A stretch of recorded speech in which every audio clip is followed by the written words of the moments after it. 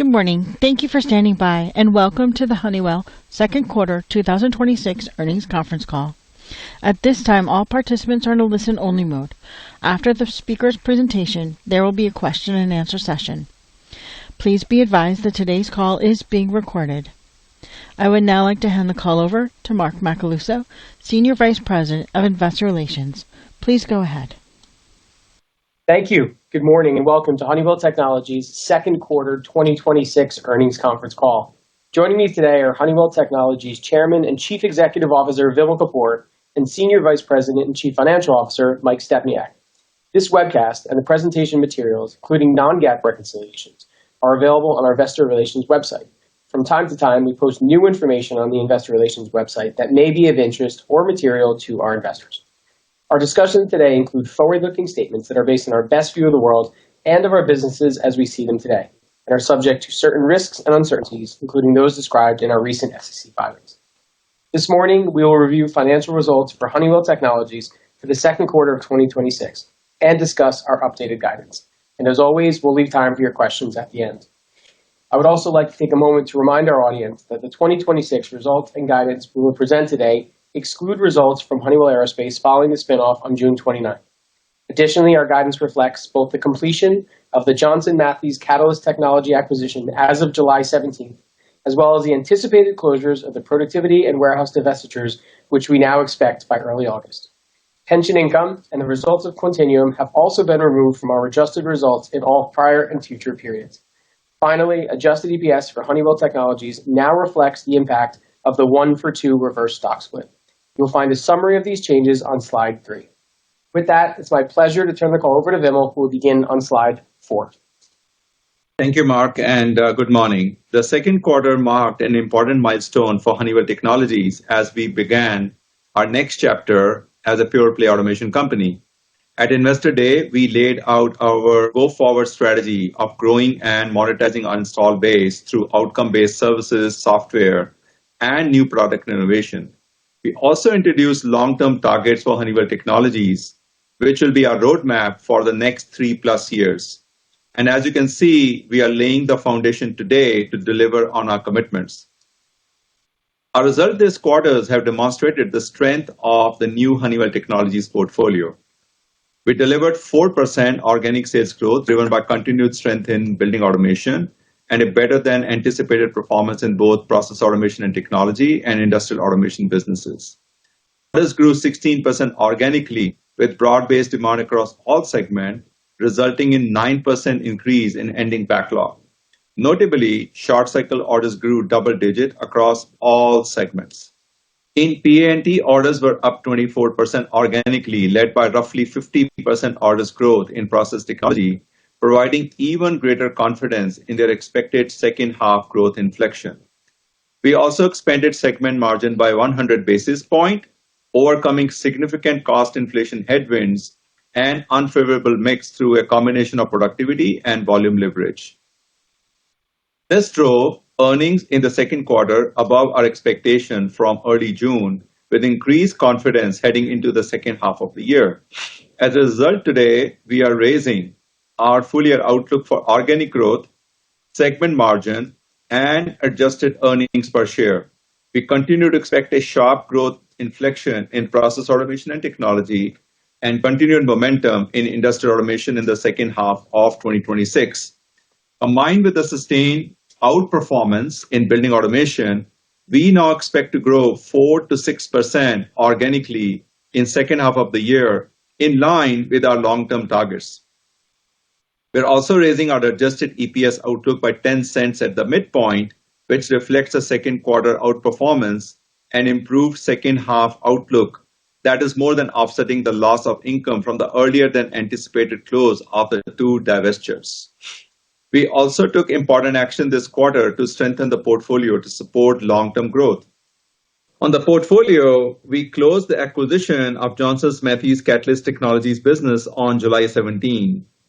With this business, we add a differentiated technology portfolio that will expand our install base and strengthen PA&T's portfolio across refining, petrochemicals, and renewable fuels.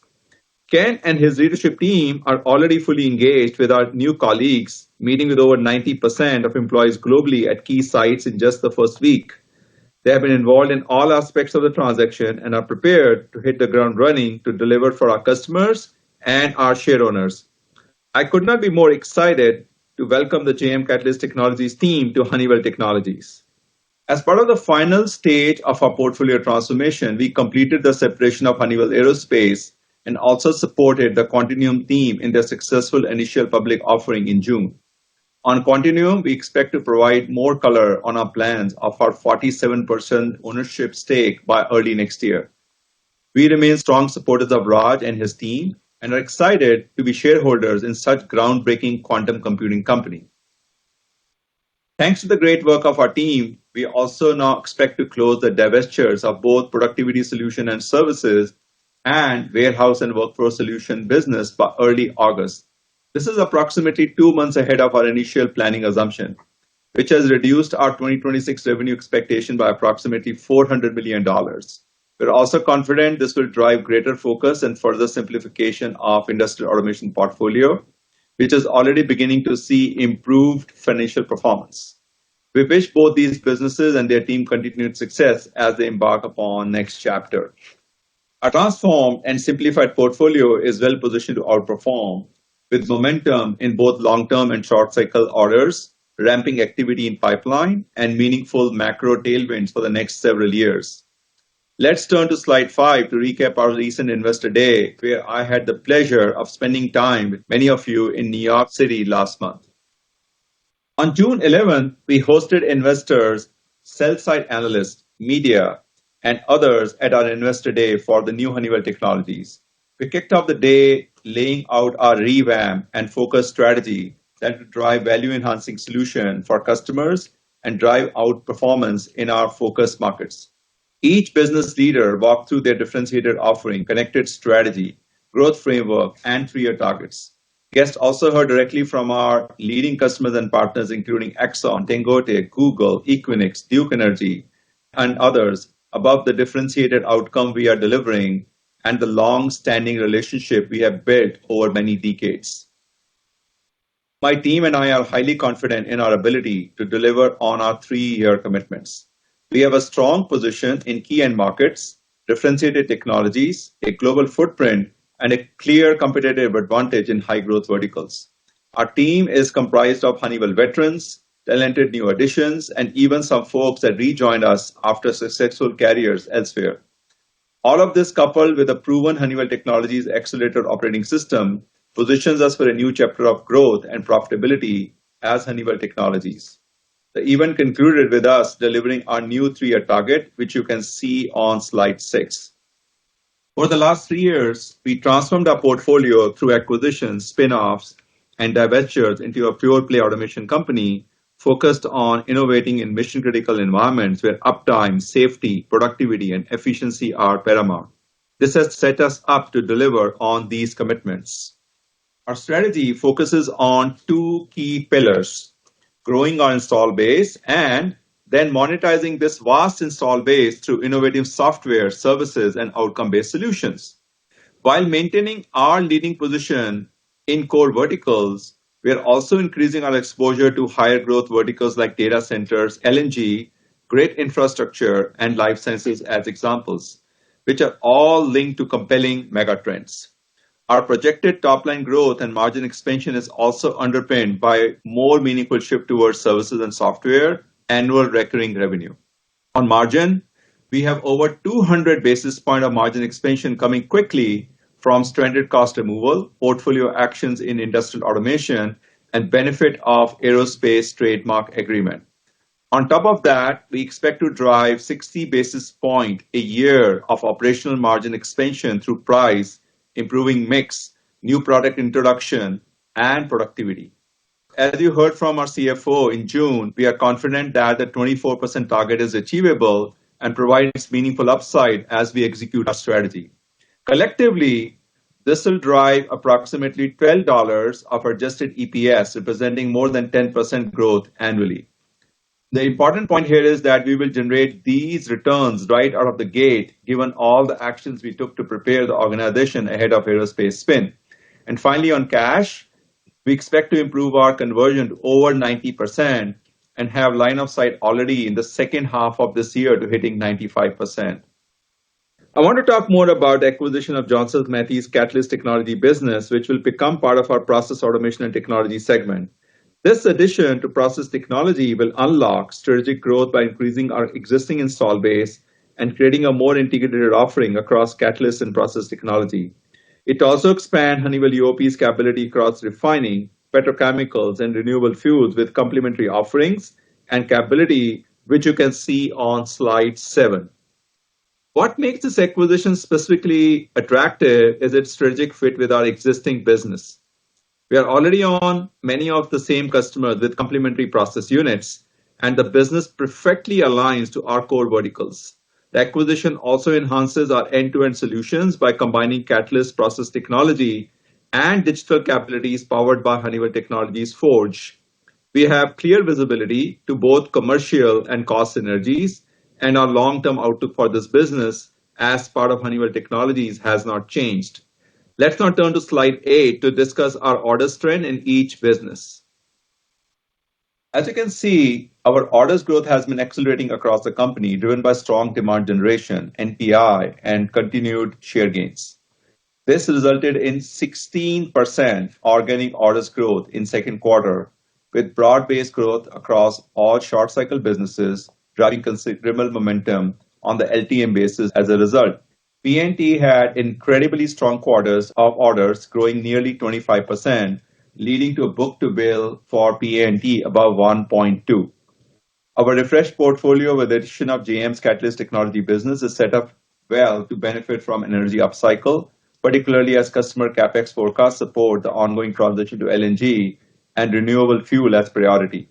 Strengths across both long and short cycle orders growth, including increased pipeline activity from refurbishment and rebuilds in Middle East, will provide meaningful macro tailwinds for the next several years. In industrial automation, we saw strong demand across Europe, Middle East, and China. For the core business that remains after the divestitures, order grew 11% or 7% sequentially, with sensing and industrial measurement orders up over 20%.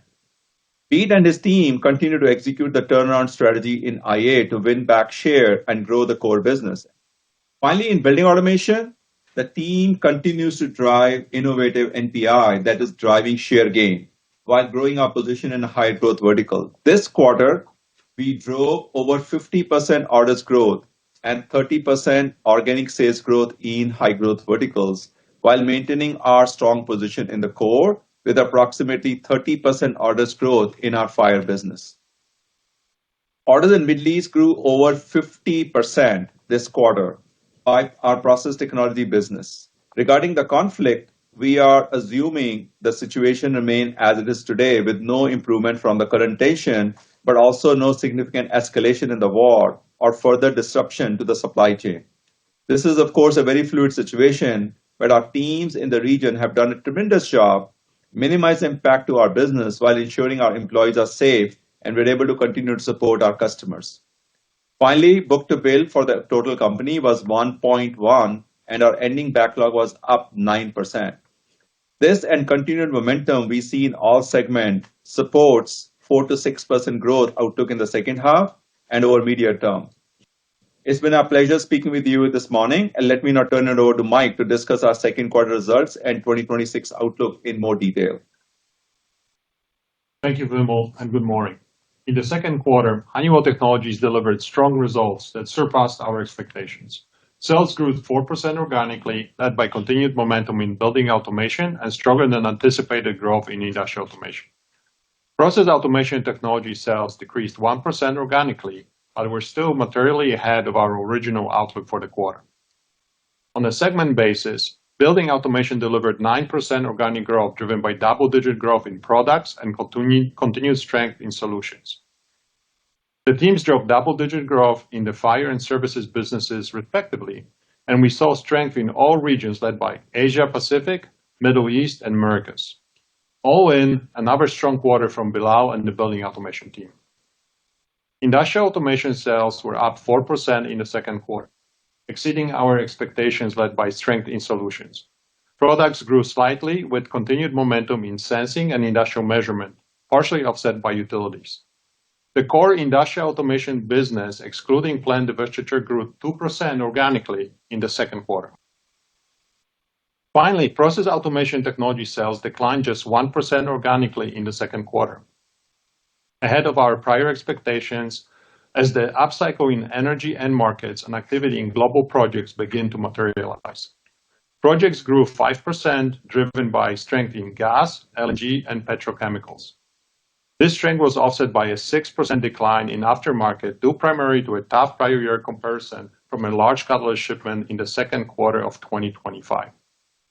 Importantly, consistent with our messaging at the Investor Day, we expect a sharp inflection in growth in process automation technology beginning in the third quarter, led by process technology and driven by backlog conversion and much stronger catalyst shipments. On profitability, segment profit increased 9%, while segment margin expanded 100 basis points to 19%, with strong margin expansion in building automation and industrial automation. In addition to ongoing volume leverage and productivity actions, stranded cost removal continues to track ahead of plan. By segment, building automation segment margin expanded 90 basis points to 27.1% on volume leverage and price, which was partially offset by inflation. Segment margin in industrial automation also expanded 90 basis points to 17.2% as pricing and productivity action more than offset inflation and unfavorable mix.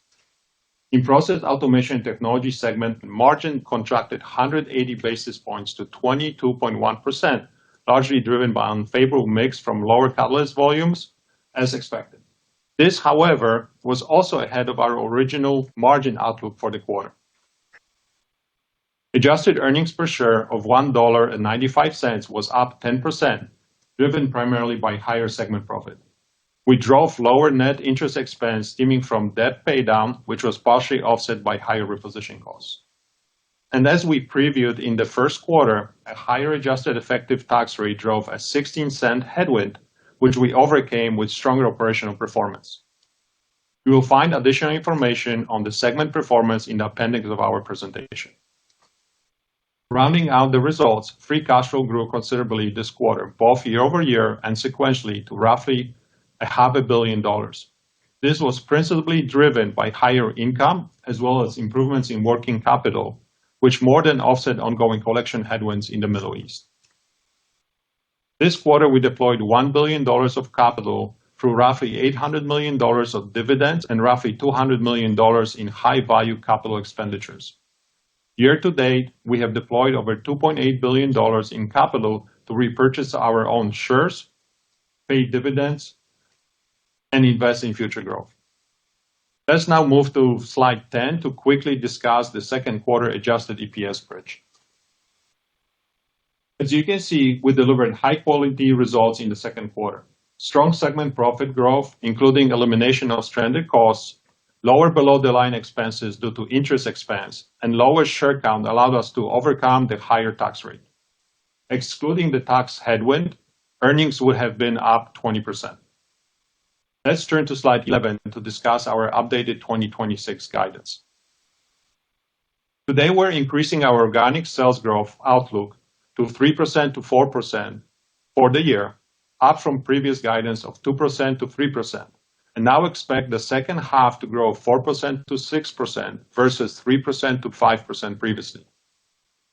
Building automation continues to execute well, leading to a mid-single-digit plus organic growth outlook, supported by incredibly strong orders growth in the second quarter, particularly in our focus verticals, including healthcare, hospitality, and data centers. We expect process automation technology growth to accelerate to high single digits in the second half as global energy projects resume, backlog conversion ramps, and catalyst shipment volumes increase significantly. Finally, industrial automation growth will continue in the second half, driven by resilient short-cycle demand for industrial measurement and sensing, continued growth in Europe and China, and strengthening America's demand. As a result of the momentum in process automation technology and industrial automation, we're increasing our full-year organic growth expectations for both businesses from roughly flat to up low single digits for the full year, a meaningful improvement from our original expectations coming into the year. We now expect full-year segment margin expansion of 250 to 290 basis points, up 25 basis points at the midpoint from the previous guidance. This reflects the outperformance in the second quarter in process automation technology and industrial automation, significant progress on stranded cost elimination, and accretion related to the accelerated timing of PSS and WWS divestitures. Importantly, we expect Honeywell Technologies will exit the year above 22% segment margin. We now expect full-year adjusted earnings per share of $8.20 at the midpoint, or up approximately 27% versus prior year, and up from our previous midpoint of $8.10. Finally, we continue to expect free cash flow of roughly $2 billion in 2026, with the majority of this coming in during the second half and approximately 95% conversion rate. You can find additional information on 2026 outlook in the appendix of our presentation, which includes estimates for corporate and other below-the-line items. On page 12, you will find the bridge from our June 8th guidance call to today's update. As you can see, we expect full-year adjusted earnings per share will be $8.20 at the midpoint, up from our previous midpoint of $8.10. Let me now turn the call back to Vimal to wrap up before Q&A. Thanks, Mike. We are pleased with Honeywell Technologies' second quarter results, which enabled us to increase our 2026 outlooks across all key metrics. We successfully navigated an uncertain geopolitical backdrop with the strength of our resilient business model and the rigor of our Honeywell Technologies Accelerator operating system. With our portfolio transformation complete, our simplified pure-play automation portfolio is well-positioned to benefit from long-term macro tailwinds, including the proliferation of AI, increasing global energy demand, and an aging population and increased consumption. This, combined with our focus on increasing exposure on higher growth verticals, driving annual recurring revenue growth from outcome-based services and software, and maintaining our innovation engine, will enable us to achieve double-digit annual adjusted EPS growth at greater than 90% free cash flow conversion. We laid our 3-year targets for this new business, and I look forward to updating you on our progress to achieving them in coming quarters. Today is only the beginning of that journey, and I'm pleased with how we have started, but we have considerably more work and opportunity ahead of us. With that, Mark, let's take the questions. Vimal, Mike, and I are now available to answer your questions. We kindly ask that you please be mindful of others in the queue by asking only one question and one related follow-up. Operator, please open the line for Q&A. Thank you. And as a reminder, if you'd like to join the question queue, please press star 1 on your telephone keypad. Our first question comes from the line of Deane Dray with RBC Capital Markets. Please proceed with your question. Thank you. Good morning, everyone. And just like to say congrats to Vimal and the whole leadership team on the successful spins.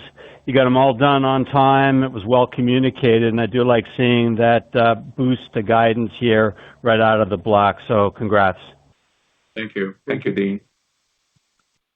Hey, since it is so topical, I'd like to circle back on the Middle East impacts. I mean, you still had double-digit orders, so you still have got momentum there. Just, I'm interested about the idea that you've got some collection issues. Is there any risk of force majeure here and any kind of disruptions like that? I would say, Dean, the Middle East is the way we have guided the second half. It is the normal which exists today, as we said in our prepared remarks. How things have shaped up over the last 4 or 5 months. We have understood the dynamics on the ground. We did lose some revenue in Q1 and Q2 as we had guided. But now we are assuming our future state is built upon how the conditions prevail today, unless things change dramatically. To your question, we observe some collection issues in pockets where they are modest, they are not material, but we have taken a prudent decision, to address the customer set where we have limited risk, but we don't have any risk to a point of any major disputes and things of that nature. We think business is in good shape. As an example, 50% orders growth in Q2, primarily driven by a few big deals in our process technology business, refurbishment which are occurring there. That certainly is providing us some tailwinds. But overall, we believe that we are well positioned. And as this region invests more, as the things settle, mostly in transportation and logistics related investments, and some resiliency will benefit from that. And Dean, I might just add that majority of our collection issues happened in March and April in Middle East. That started to normalize. We still expect the revenue in Middle East to be about high single digits this year, and orders should be about 40%. So we look really forward to seeing Middle East perform in the second half and next year. Good to hear. And then just as a follow-up, and congrats on getting the Johnson Matthey deal closed. Can you talk about the implications, because you did renegotiate a lower price? Just what were the circumstances there and the conditions that you got the lower price, and what are the plans, near-term plans for integration? Yeah, we are excited about having this business, and the business is really built upon our fundamental belief that the world needs more energy, and energy mix will change. Those are the fundamental principles. That was the reason behind doing 2 acquisitions in LNG, and that's the reason behind doing the JM acquisition. Primarily, we believe that the world will need more investment in petrochemicals and renewable fuels, and the JM acquisition strengthens our portfolio around that. We also get more install base, and our ability to serve it.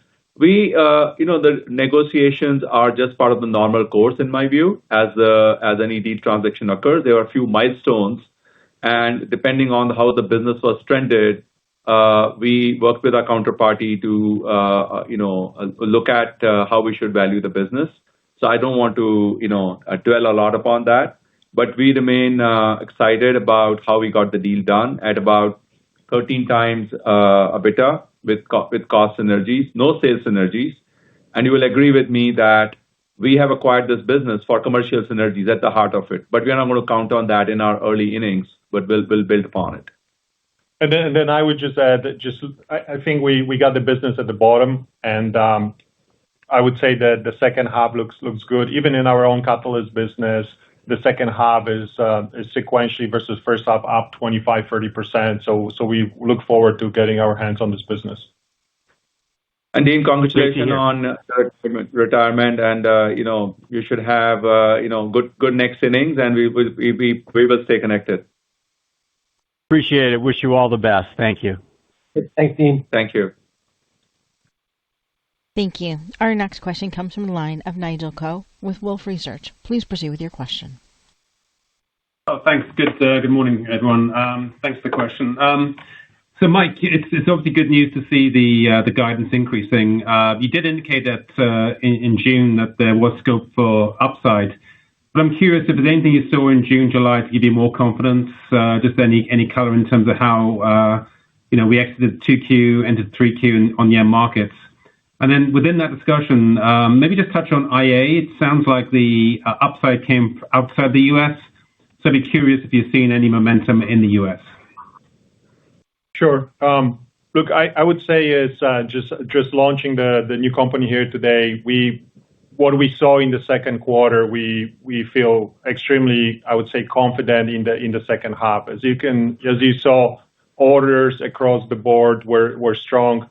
Every business printed double-digit short cycle orders in the second quarter, which gives us a lot of confidence in the third quarter and the fourth quarter. And for IA, I would say that the growth and the strength is broad-based, including in China and Europe, and US is recovering nicely as well, and the business benefiting from onshoring. So I would say across the board, we see a really good outlook for the second half.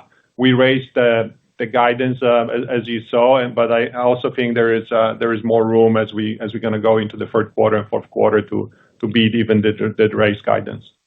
Yeah, only thing I'll add, Nigel, is that I think Pete and his team are executing quicker than we anticipated how the business recovery will occur.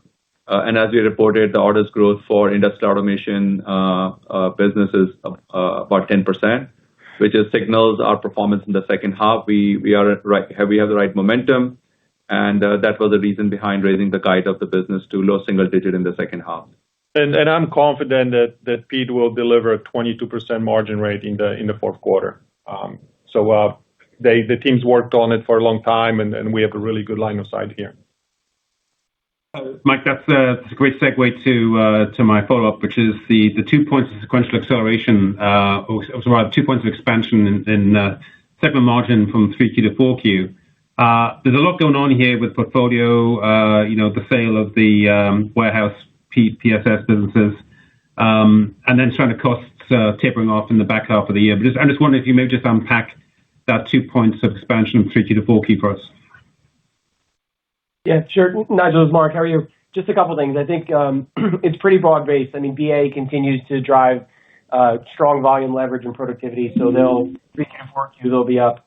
As Mike mentioned, IA continues to take a considerable step up, including in 4Q.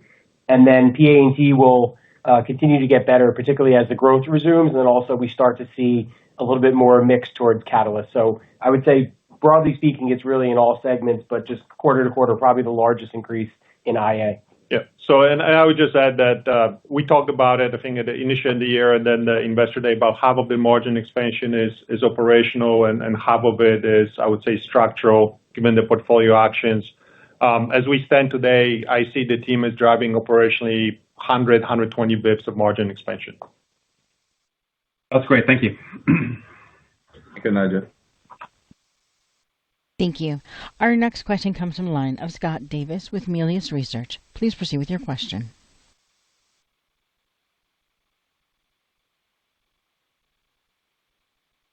Mr. Davis, your line is live. Oh, I was on mute. My apologies. Anyways, I'll start over again. Good morning, guys, and congrats on getting over the goal line. And I will also echo congrats to Dean. We'll miss having Dean around. He's been a great colleague for a lot of years, so we'll miss him too. Guys, a couple just smaller things here. One, when you look at your M&A pipeline, is it kind of evenly split between your segments? Are there particular segments where you think you're more likely to over-index? Just a little bit color there, please. Sure.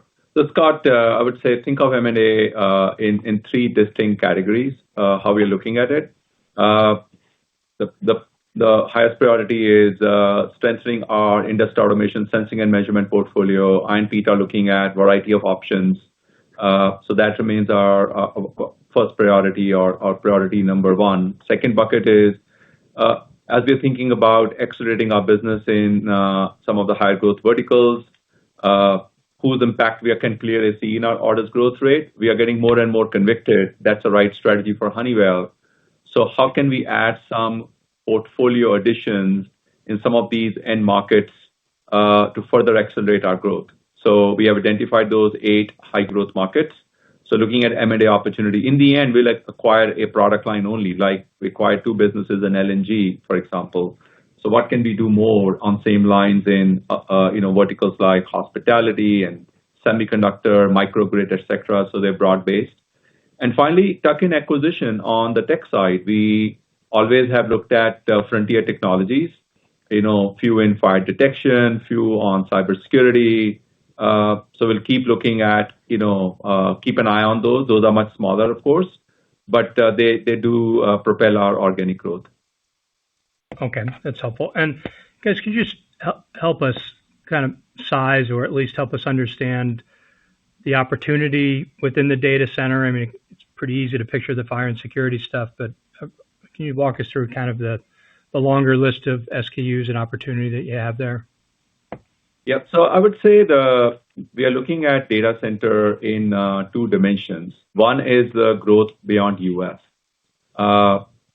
We can clearly observe the build out of data center has now grown beyond US, across Europe, across Asia, and we have a better position as a company globally, given Honeywell's brand and participation globally. So that certainly is a tailwind for us. So certainly that's benefiting us. But we're also observing now more data centers putting on-site power generation, which allows our process automation business to participate in data centers to automate, the utilities and energy storage on location, the gas coming in there for pipeline for those power plants. So we can clearly see that as a new business opportunity. None of that is into our orders even yet, but we have multiple proposals by process automation team. Apart from the building automation, which you mentioned very correctly, has benefited a lot from fire detection, security, and building management system, which goes into data center. Finally, I would also say the third leg for the stool for Honeywell emerging longer term is liquid cooling. Sensing required in liquid cooling is a good play for us. Our sensors are required as a critical input for liquid cooling. So all those OEs are actively working with us to develop new strategies on how they're going to execute the liquid cooling. So all things being equal, we will continue to expand our play in data center from almost nothing 3-4 years back to that's 5% of the building automation business, and I expect that we will be at a higher number across Honeywell as the time progresses. That's great. Thank you. Best of luck, guys. Thank you. Thank you, Scott. Thank you. Thank you. Our next question comes from the line of Andrew Obin with Bank of America. Please proceed with your question. Yes, good morning. Congratulations. Good morning. Just a question. Did I hear right? I apologize. You mentioned 40% order growth. What was that number related to? Was that on process automation in the second half, or was it referred to? I apologize. No, what I said that I think what I said on the catalyst, the second half versus first half should be up 25 to 30% on that framework. Our orders for the quarter were up 16%. Okay. Apologies. Can you talk about? Yep. Sorry. No, I was just going to add the orders in process automation technology were up 24% for the quarter. Okay. Thanks so much. You sort of alluded to, seeing orders in process automation related to the Middle East, outside of the Middle East. Can you just talk about this trend? What exactly are you seeing? Are people trying to de-risk the exposure to the Middle East? And how soon can you see that show up, A, in orders, and B, in your actual work? Thank you. Yeah, so Andrew, the strength in orders for second quarter in process automation technology was the biggest enabler was LNG demand in globally. US, of course, being the big one, but also outside US. And some of the big deals in LNG is a big driver for orders growth in the process segment. To your question, where do we see diversification of investment beyond Middle East due to the conflict? Answer is yes. We absolutely are seeing projects coming in. We have large project in Africa. We are actively working. Some of it has been booked. Some booking will occur in the technology side of the process business. So we see investments there. And we also see investments happening in Asia for the downstream refining petrochemical side, because I think, as we all observed, there was a very high price for fuels, 200%, 300% cost up for diesel and jet fuel. So there are customers and countries looking at more domestic production for fuels as well as downstream petrochemical products there. So overall, the process market will see more capital investment to de-risk the Middle East conflict situation. That's our forecast. Thank you so much. And then maybe, can you talk about industrial automation? Just maybe you can give some KPIs on improving performance, I don't know, sort of on-time delivery. Anything you want to share, how you're moving along in improving execution in this segment, driving this improvement. Thank you. Yes, I would say that the KPIs we are looking at it is first, of course, how our delivery performance is improving. It's a very channel-driven business, so the sensitivity to the delivery performance is high. We're working towards high 80s% performance as we progress through the course of the year, and that's our trend line. Pete mentioned in the call at start of the year, we were in mid-40s, and we are trending from 40 towards 80 as we speak at this point of time. The other critical KPI for us is performance on new products. We have launched several new products end of last year, early this year, and they are becoming enabler for our growth, as evidenced by our orders growth rate of 10% in Q2. We do expect continued strength in our orders rate in the segment for the second half of the year. So the actions we are taking on innovation, on operational performance, is the foundation of how this business is going to turn around. And we expect the improvement trend will continue from no growth to low single-digit growth to, at some point, we'll turn the business into a mid-single-digit growth. Thanks so much. This is great. Thanks, Andrew. Thank you. Thank you. Our next question comes from the line of Nicole DeBlase with Deutsche Bank. Please proceed with your question. Yeah, thanks. Good morning, guys. Good morning. Good morning. Just wanted to ask on BA continues to show, really nice high single-digit growth, and then orders up 13% in 2Q. It just feels to me that high single digits should be sustainable into the second half, keeping all of that in mind. Would you disagree with that for any reason? And then, why wouldn't this, if orders continue to hold up, why couldn't we see high single-digit growth proceed into 2027? Yeah, Nicole, the evidence suggests you're right.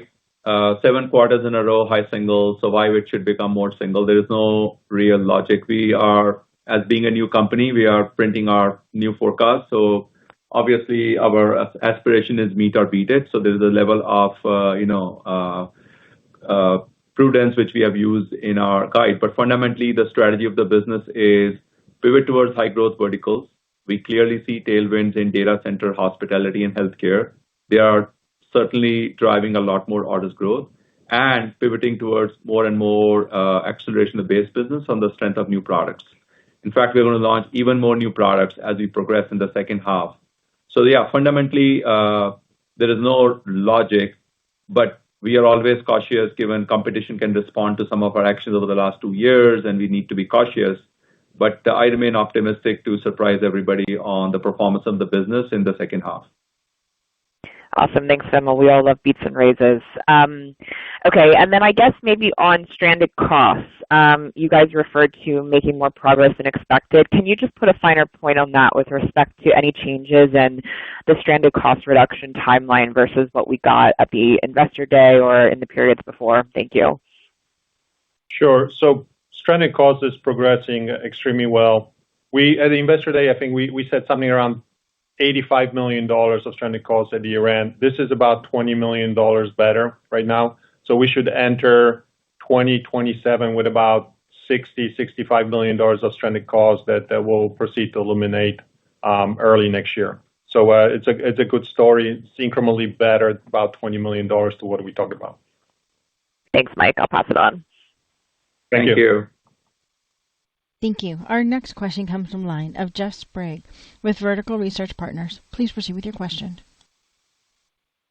Hey, thanks. Good morning, everyone. Hey, just coming back to Johnson Matthey, Vimal, maybe 2 questions. One, as you've looked at that business over time, has its sales been relatively synchronous with what goes on at UOP? In other words, I'm wondering if this, is more of the same kind of quarter-to-quarter volatility, or, there's sort of differences in timing in what they do versus what you do that possibly takes some of this quarterly volatility out of your catalyst sales.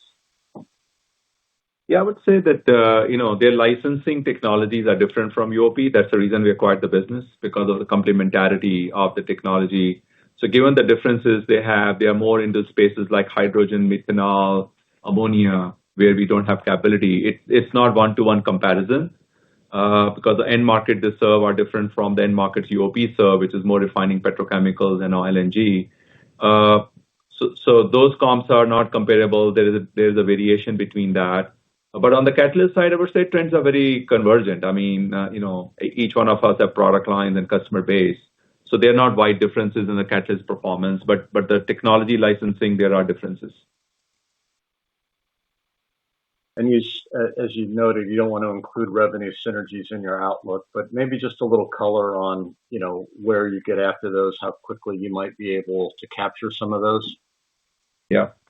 I think they are driven by the combined offerings of Johnson Matthey and our process technology business solves customer problems better, and that's the chart 7. If you see in our deck there, we, for example, can combine our capabilities in area like hydrogen. If you see, there is a capability which Johnson Matthey bring in for production of on-purpose production of hydrogen.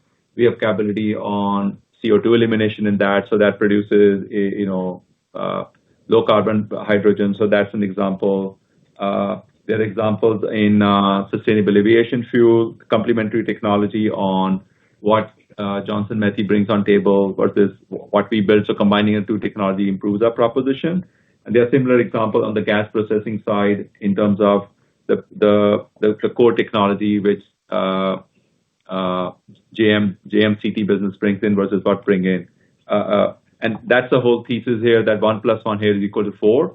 And because we are able to build a higher proposition, we will be able to get better win rates in the market, because so far we were not able to do it. They are two different companies. Customers can't buy this combined proposition. They have to sign 2 agreements, which is complicated. But now with a single umbrella and with our reputation in technology licensing business, we expect that to bring synergies. But we also expect synergies through 2 more clear areas, which brings Honeywell value proposition. First is connecting Johnson Matthey's very large install base and building services and software portfolio. This is our core. We are an automation company. We know how to do it. And the second, our process automation business will benefit by install base of Johnson Matthey, and understanding that customer relationship where may not be present gives us additional door openers by which we can, create opportunity for our process automation business. So variety of opportunities here. We're extremely excited, and that's why I mentioned, Jeff, that even though right now the headline number is 13 times the EBITDA based on 2027 earnings, because that's the first year we'll fully own the business, but that's purely cost synergy based.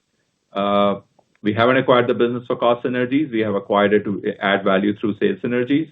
So I'm very, very confident that we are going to print a much better number when we are done with everything in terms of opportunities here. Great. Thanks for all that additional perspective. Thank you, Jeff. Thank you. Our next question comes from the line of Joe Ritchie with Goldman Sachs. Please proceed with your question. Hey, guys. Good morning. Hey, Joe. Good morning. So I wanted to double click a little bit on the Middle East, right? So your orders were up over 50% this quarter.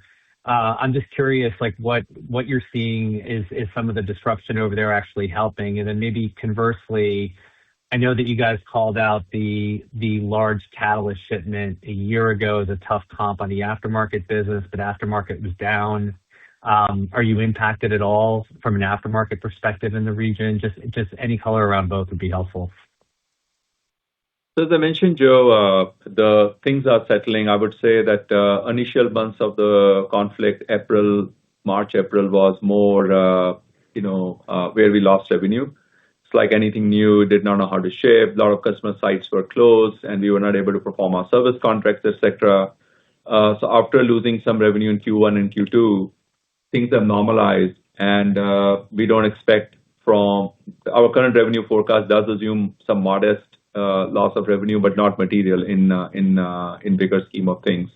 So as we are observing today, I think the business activity is more resumed to normal.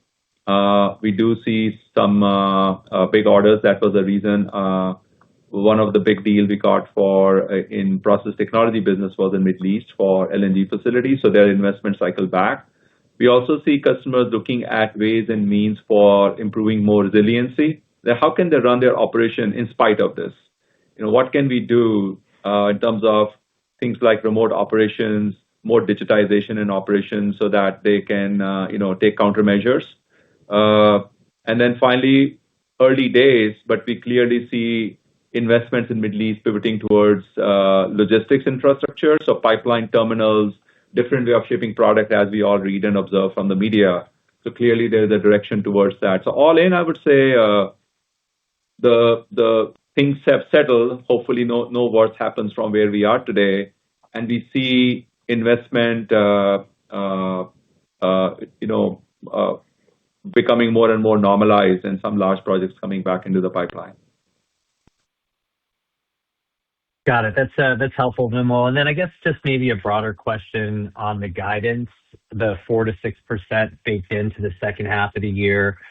Obviously, the trailing 12-month orders, up double digits, is very supportive of that guide. It does sound like there's probably maybe some conservatism into the second half as well. I guess the question I have is how much of what you're seeing from an order perspective today is maybe even like longer cycle and is already starting to help support, a pretty good outlook for 2027 as well? I would say it's both, and I think versus what we guided at the Investor Day for 2027, and looking where we entering the second half and how things are progressing, given the strength across the board in the short cycle and then the continued orders on the long cycle, you're right. Our 2027 incrementally is looking stronger versus when we talked even last month. We feel really good about the prospects for next year. And what I will add, Joe, is that orders growth is on the strength of our strategy of pivoting more and more towards high growth verticals, which we talked about during our Investor Day.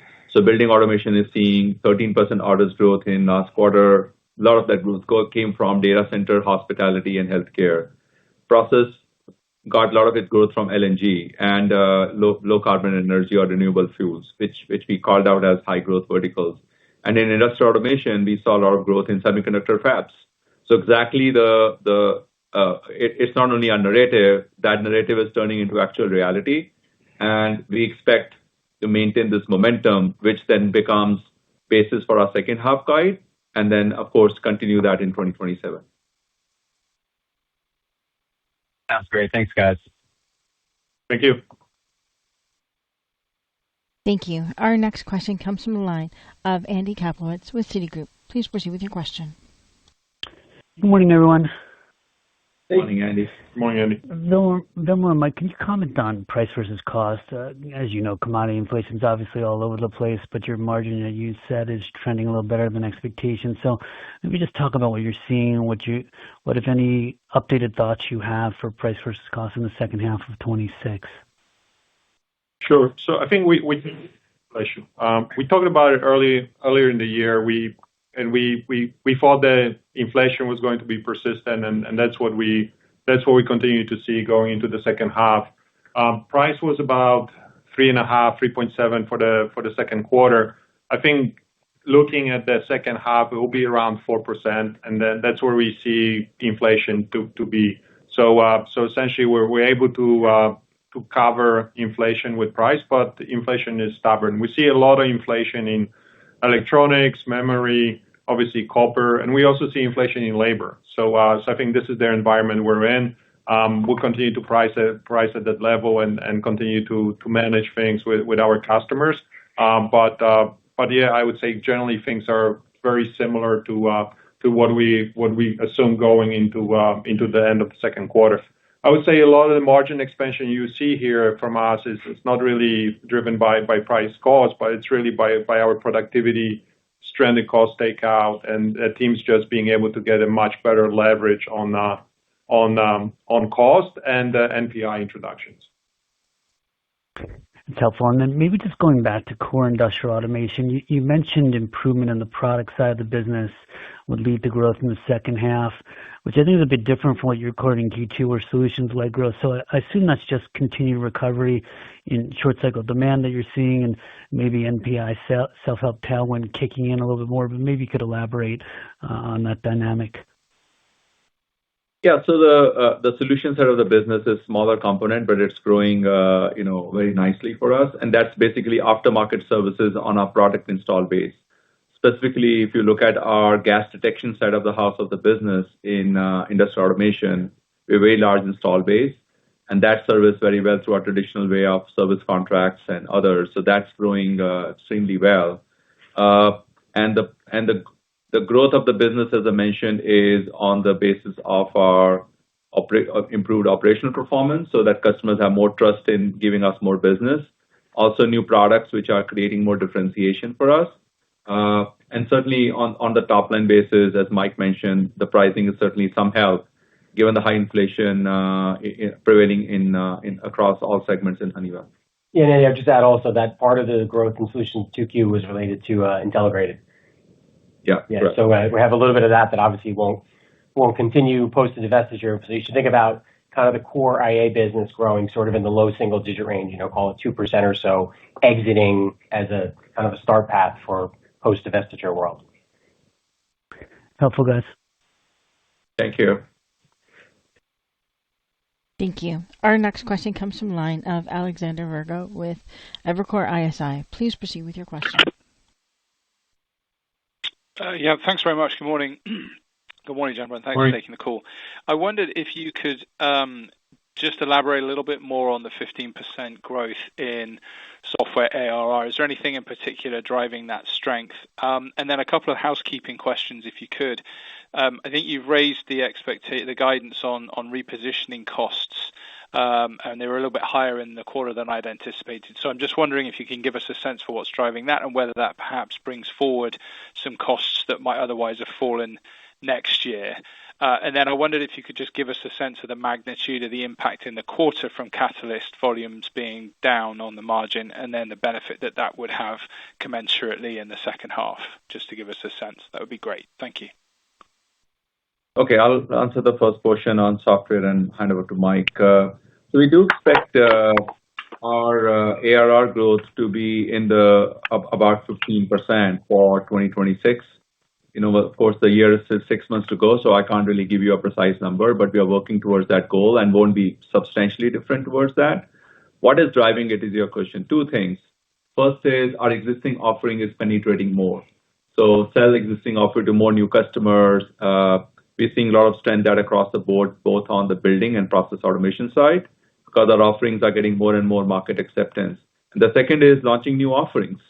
We continue to have new offerings on our Force platform aligned with the customer needs, and that continues to create more pipeline so that 2027, we also need to deliver the 15% rubric there, so we just need more products towards that. So fundamentally, we remain bullish on performance of our Force-based strategy and that becoming an important part of our earnings algorithm moving forward. And on the repositioning, we decided to consolidate footprint within our process business in the second quarter. That's why you saw the spike in the repositioning. We're estimating repositioning right now for the year around that $110 million, and I think that's what you should see. That repositioning helped us to get some benefits in the second half and next year as far as depreciation and other things, as far as how we absorb the footprint from ISC standpoint. So net, I think it will be positive. It will be a fairly quick payback for us on this repositioning. Yeah. And on the question of Catalyst, I think the second half volume of Catalyst is more normalized versus first half. First half, we had said that right at the earnings guide during January timeframe, that we will see pressure on the volumes of Catalyst, and it occurred that way. But now we see things normalize like a normal year. So the second half volumes are way greater than the first half. On the margin side of Catalyst, there are basically two types of Catalysts we sell. One in which we compete with the rest of our peers, therefore pricing is on a market line basis. And the second type of Catalyst where we have unique intellectual property, so our ability to get better margins is more superior in that. So in a given quarter, the mix of that really drives the net margin of Catalyst. Sometimes you can sell some of this unique IP Catalyst a lot more, therefore our margins are very favorable. Sometimes that happens in the front end of the year, and that is not forecastable easily because that's driven by the actual consumption based upon the plant conditions. If you run plant really very hard, you need more Catalyst. If you run at a lower capacity, then the Catalyst runs longer. So there's a variability on when that occurs, which creates these variations on the margin and process technology on a quarter-on-quarter basis. But on a yearly basis, the margins are very predictable. They are more linear on an annualized basis and less linear within a quarter.